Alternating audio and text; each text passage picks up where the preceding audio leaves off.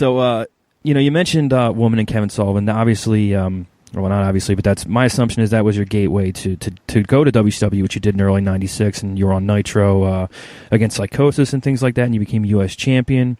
And you wound up wrestling Ric Flair on a pay-per-view at Bash at the Beach. Was that a big deal for you to wrestle Flair?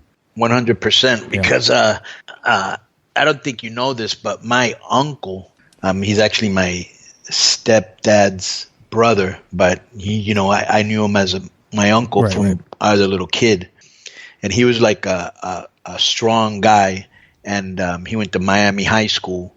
And he had like all these discus and shot put records. So he was, really strong guy. And he was like a bodyguard in Miami Beach.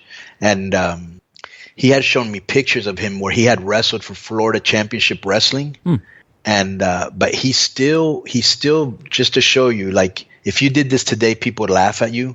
But I'm talking about the 70s, bro. He, I was like, hey, man, so what's up? Is that real or isn't it real or what's going on? He go, oh, yeah, Ox Baker broke my leg. And I was like, oh, my God. So they still protected the business back then, Yeah. And I think he was like a jobber. But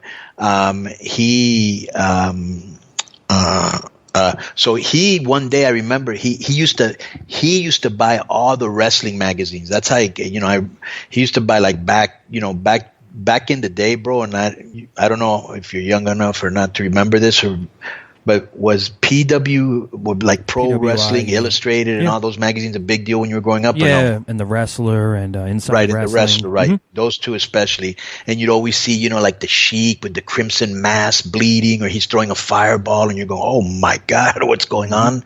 He always bought those, and he had them all around the house. So I was always reading them, and I remember that one time he called me up and he goes, hey, man, you got to check out the Superstation, TBS 605, wrestling. And so I started to watch wrestling. And, bro, right then and there, because Ric Flair, I don't ever remember him coming to Miami. It was the first time I saw him. And I was like, wow, this guy's badass. He looks cool. He can wrestle. He's got a great look, and he can hit that mic. So I always liked Ric Flair. I mean, I don't think I've ever met anybody that hasn't. So I liked him, and so imagine when I was able to wrestle with him. It was a big deal. But every time I'd met him before, he was always a dick with me. So personally, I didn't like him. But just to say I was in the ring with maybe he is who he is. He's an icon. Did the relationship with him always, did it continue that way where you just guys didn't get along, or did you eventually, become friendly? No, we've never been friendly, and he still took shots at me on his podcast and stuff like that. Mm-hmm. And I must really, to me, and this is straight up, I have to value your opinion for you to bother me, so I don't really give a shit what he says. So it wasn't like I really didn't even care, you know what I'm saying? Right. But I do respect him for being one of the greatest of all time. That's for damn sure in the ring.